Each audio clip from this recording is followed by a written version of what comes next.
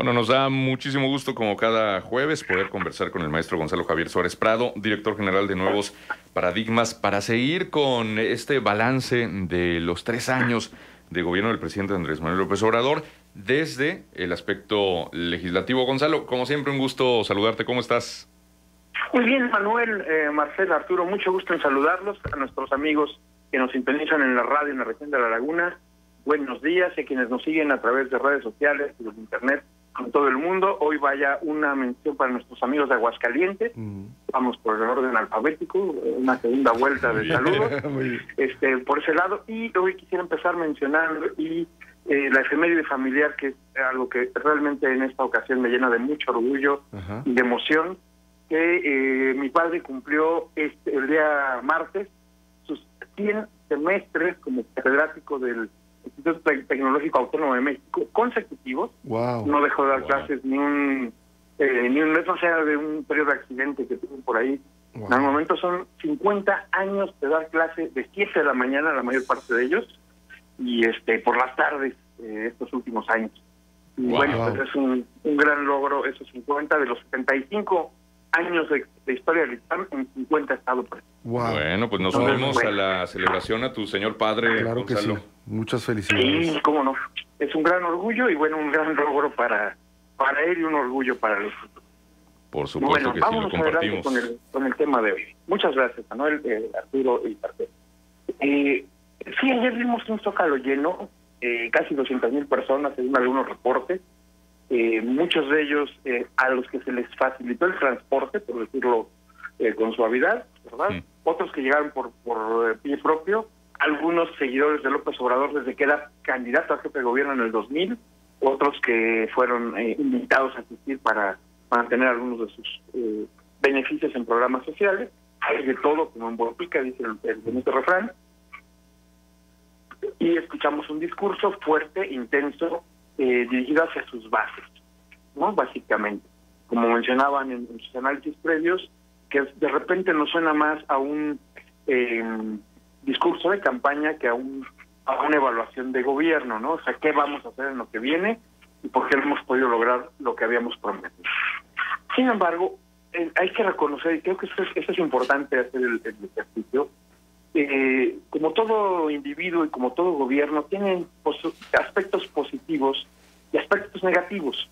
Y sin duda, tal vez uno de los más positivos para efectos de su medición y demás es una popularidad con una valoración positiva de una gran mayoría de gente. O sea, se mantiene entre 60 y 70% en lo individual.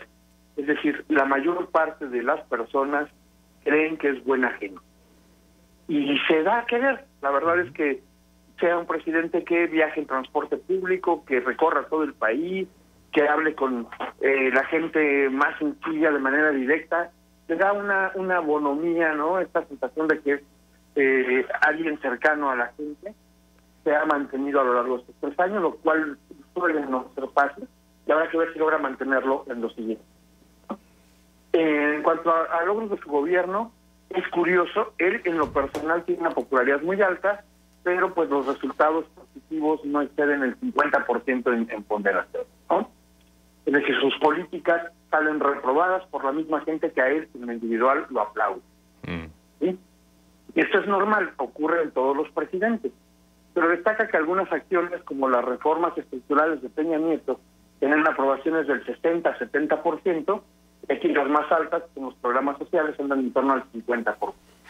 Incluso ni los receptores son lo suficientemente grandes en número para poder voltear esta ponderación, esta balanza, ¿no? Ahora, ¿cuáles son nuestra opinión, en mi opinión, los 3 principales logros del presidente? El más importante, en efecto, ha sido la parte fiscal. Tanto en la parte de ingresos como de egresos, ha logrado que paguen los que no pagaban. Eso sin duda pasa por acciones del Poder Legislativo. Por ejemplo, que se haya aprobado que la evasión de impuestos requiera prisión preventiva oficiosa, ¿no? Y esto permitió que algunos de los grandes contribuyentes, que no hay que engañarnos, la recaudación no cayó durante la pandemia, no porque la economía no cayera, no porque se aumentara la recaudación a partir de la gran base de contribuyentes, sino porque en una acción bastante intensa, bien llevada, bien ejecutada, insisto, de lo más logrado que ha tenido esta administración, fue que por los 20 más grandes contribuyentes les fueron a cobrar impuestos por operaciones atrasadas y que estaban medio mañosas por casi 300,000 millones de pesos, ¿no? Y aquí pensamos compras de las grandes cadenas de restaurantes, ¿no? Por ejemplo, cuando Walmart vende sus cadenas del Vips, del Portón,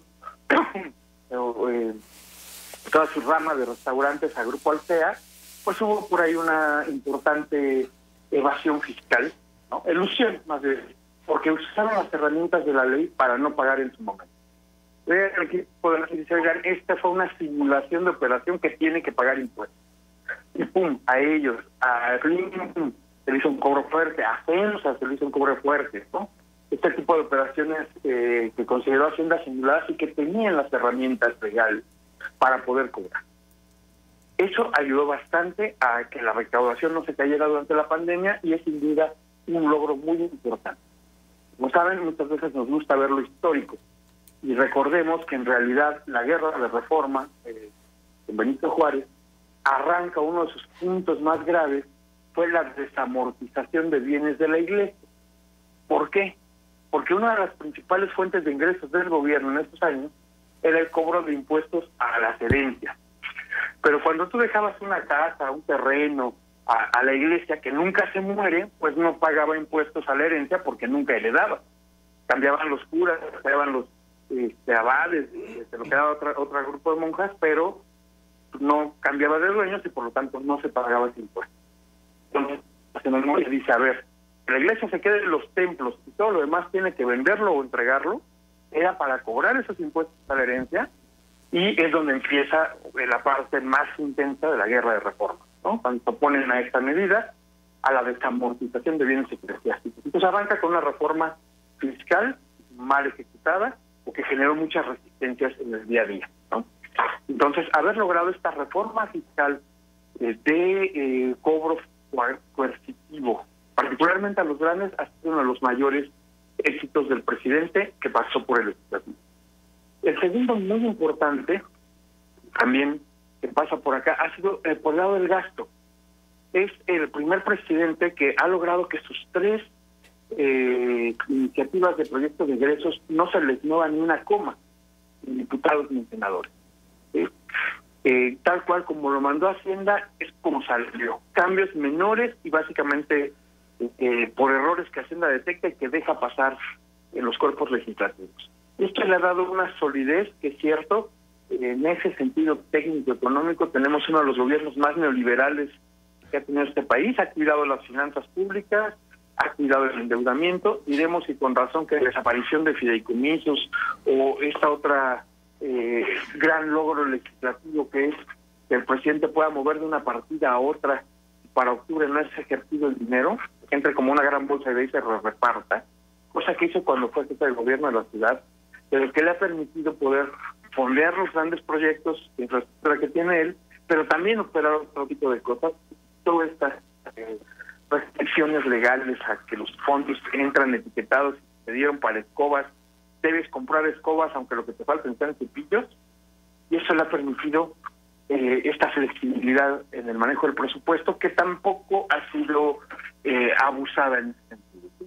No se ha endeudado de más, ha mantenido finanzas públicas sanas, insisto, cual si fuera uno de los mejores gobiernos liberales, y eso me parece muy importante, que ha sido algo que ha desbarrancado gobiernos de izquierda en otros países. Y pensemos particularmente en Argentina, por ejemplo, ¿no? Que a tiro por viaje este aumento desmedido del gasto para financiar proyectos sociales o lo que quieran, que además no llegan o no funcionan adecuadamente en esos países, terminan desfalcando a las finanzas públicas, y aquí se ha mantenido un orden, una disciplina financiera bastante estricta. Y lo que nos pega en el día a día, detalles de la Guardia Nacional, que también fue una gran articulación legislativa, en particular porque se dio al ejército funciones de policía de una manera que suaviza que sea presencia del ejército. Se tienen 100,000 elementos en este cuerpo que hace 3 años no existía, aunque data de la Constitución de 1857. ¿Okay? Rescatamos una idea de la época de Juárez y la sigue aplicando actualmente. Y no sé si su siguiente paso en ese motivo, que ya es decir, ¿saben qué? Esta participación temporal del ejército se desaparece y tiene que ser una fuerza civil para 2024, como se aprobó originalmente, insistencia de que se pueda mantener a los militares a cargo. No sé si va a poder transitar, pero al menos sí fue uno de sus grandes logros legislativos, lograr el consenso.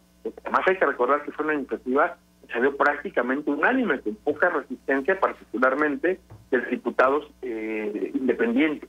Pero todos los partidos decidieron avalar de un modo u otro como estaba, poniéndole candados que habrá que ver si los cumple. Entonces, por supuesto, añadamos esas ideas que de repente surgen en el legislativo, y de este año de colaboración con ustedes reconocemos, por ejemplo, la de diputado Lagunero, que pareció de buenos catastros. Bueno, que tú le compras el gobierno. Gonzalo, se está cortando un poquito. No te escuchamos claramente lo último.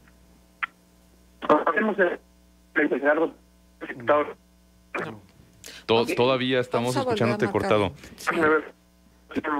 ¿Te parece si en instantes te remarcamos, Gonzalo? Sí, es que ya no se oye. Sí, vamos a restablecer la comunicación con el maestro Gonzalo Javier Suárez Prado. Interesante lo que nos estaba diciendo. Dos logros se menciona importantes, el tema de la cuestión fiscal, ¿no? Ese es uno de ellos.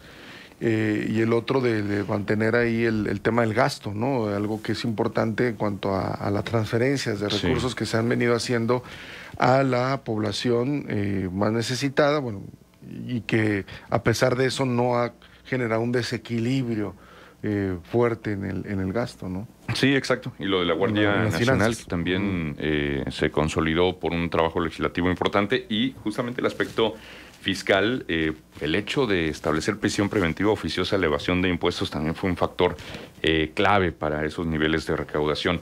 Algunos de sus comentarios rápidamente. Nos dice Pedro: de los 3 conductores estoy escuchando que están adoloridos de lo que está logrando el señor presidente, porque comentan puras cosas en contra de él, o no les conviene lo que está haciendo AMLO, no como los demás ratas que hay en Coahuila, es lo que dice Pedro. No, a mí no me duele, no me duele lo que haga, me duele lo que no ha cumplido. Menos si eso beneficia a millones de pobres que desgraciadamente no hay manera de contener la pobreza. La pobreza se ha replicado. Entonces, eso sí duele. Sí, claro. Qué bueno que no te duele, Arturo, porque a lo mejor no había paracetamol. Bueno, ya retomamos la conversación con el maestro Gonzalo Javier Suárez Prado. Gonzalo, te seguimos escuchando. Sí, decíamos que una de las cosas que no hemos logrado ha sido mejorar las líneas telefónicas, ¿no? Pero esa no pasa solo por acción de gobierno. En fin, les decíamos que esto en las grandes acciones de gobierno, ¿no?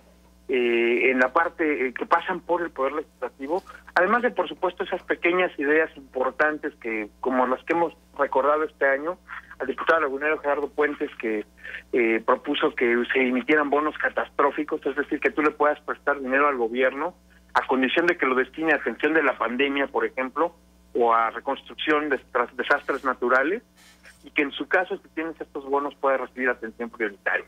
Es una gran manera de alinear.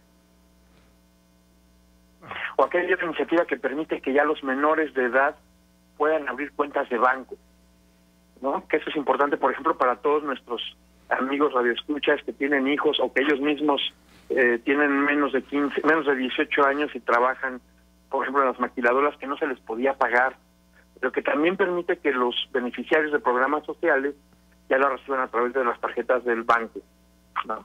Lo cual da una mayor facilidad en el manejo de recursos. Uno de los temas que generaba esta iniciativa era que les robaban a los chavos sus sobres al salir de las fábricas y no había manera de reponerlo porque no tenían acceso a un producto bancario, ¿no? Ya que sí nos han beneficiado como ciudadanos, además de, por supuesto, recordar que se aprobó el Día de la Abeja, ¿no? Para que todas las abejas se sientan aplaudidas y queridas por la población en general. Esas trivias, ¿no? O la moneda conmemorativa de la Fundación de Veracruz. Es ok, qué bonito tener otra moneda, pero pasó sin pena ni gloria, ¿no? Más allá de algunos coleccionistas. Ahora, ¿cuál ha sido el mayor fracaso legislativo? Que una tras otra, algunas de sus iniciativas más queridas, en particular en lo energético, se murieron en tribunales porque estaban mal hechas o mal planteadas. Y creo que ese es el punto más débil. Muchas veces, y lo vimos en el decretazo, tienen buenas ideas con mala ejecución o pésimas ideas con mala ejecución, ¿no? Esas no ayudan a dar esta formalidad legal y la certidumbre jurídica que se requiere para fomentar la inversión. Entonces, de la clausura del aeropuerto de Texcoco en adelante, ha dado señales claras de que la ley no necesariamente hay que respetarla, y se le olvida que de repente hay temas como lo energético, que son parte del Tratado México-Estados Unidos-Canadá, y que en el TIMEC hay instancias internacionales para sancionarnos si violamos la ley o rompemos los marcos legales de una manera unidireccional, como se está planteando en el tema energético, que insisto, tiene buenos puntos esta reforma, pero que de aplicar una expropiación sin compensaciones o cambiando las reglas de cuánto mercado pueden tener de golpe, puede generar pérdidas en las controversias en el TIMEC, como ya ocurrió, por ejemplo, con aquel intento de quitar los oleoductos que tenía contratados CFE, aduciendo que eran cobros excesivos y que eran abusos. Tal vez los hubo y sí hay que checar caso por caso y que sancionar a quienes los hicieron, pero cortar con machete lo que debería hacer con bisturí no es buena solución, ¿no? Gonzalo, ¿dónde verías tú la principal diferencia, es decir, la principal marca de la Cuarta Transformación respecto a los gobiernos anteriores? ¿Y cuál verías tú como la principal continuidad? Porque pues, si bien no ha podido deshacer todo e incluso ha profundizado en algunas, ¿no? En algunas políticas que se venían manejando. ¿Cuál verías tú que es la principal diferencia y cuál es la principal continuidad? Mira, yo creo que el mayor acierto de la actual administración ha sido que comunica fuerte, claro y directo, ¿no? Es decir, que las mañaneras sirven para fijar agenda mediática. Muchos medios hablan de lo que se dijo ahí y muchos opositores rebotan o tratan de contestar lo que se dijo ahí, que insisto, fue un fracaso, y es el término a usar. El mayor fracaso del gobierno de Vicente Fox y de Felipe Calderón fue no tener una agenda mediática adecuadamente manejada. Sus logros pasaron desapercibidos, sus errores fueron magnificados, y vean, si no, seguimos recordándonos del famoso Borges de Fox, que le llamaba ignorante por algo que hoy día ocurre 5, 7, 10 veces al día, ¿no? Y ya dejó de ser nota porque pues es frecuente, ¿no? Igual Calderón, sus grandes logros quedaron opacados la primera mitad del sexenio porque hizo fraude, según decía su oposición, y no logró revertir esa comunicación, y la segunda mitad se perdió porque era un asesino, ¿no? Según sus opositores, y no lograron permear la comunicación más allá. Hoy día haya pocos logros o medianos, han vendido muy bien esta imagen, insisto, no para todos, sí hablándole básicamente a su base, y con pocos resultados tiene mucho aplauso, ¿no? Insisto, los aplausos no garantizan logros, pero sí ha logrado generar esta percepción de que la gente lo quiere y logra mantenerse arriba de los 60-70% de aprobación. Su mayor logro sin duda es la comunicación. Su mayor error ha sido ese gobernar voluntariamente o voluntariosamente, ¿no? Si algo se dijo en la mañanera hoy que contradice lo de ayer, pues pobre de la administración pública que tiene que tratar de corregir, seguirle el paso.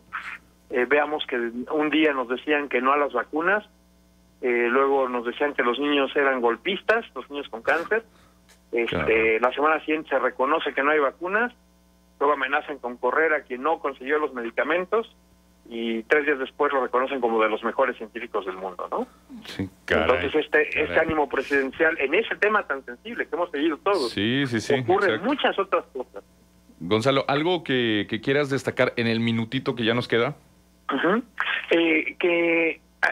Continuidad, me decían, sí, hay una encuesta nacional en uno de los periódicos de referencia de los fifís, que hoy dice que ganaría Morena con suma facilidad, evidentemente sin personas todavía, y la pregunta es, ¿que gane Morena implica que todo va a seguir igual, o que se va a poder corregir lo que está mal y seguir lo que está bien? Y yo creo que uno de los mayores errores es que efectivamente sacar el pañuelito blanco en la mañanera no ha garantizado que se acabe la corrupción, y la asignación de contratos directos y a modo o a nombramientos a personas incapaces sigue siendo uno de los mayores lastres de la actual administración. Muy bien. Gonzalo, pues como siempre, te agradecemos muchísimo, te mandamos un abrazo. Muchas gracias y saludos a todos, al auditorio y a usted. Gracias. Hasta luego. Felicidades a tu papá. Muchas gracias. Hasta luego, Gonzalo. Vamos a la pausa, 8:28, 15 grados. Ya volvemos. Contextos. El programa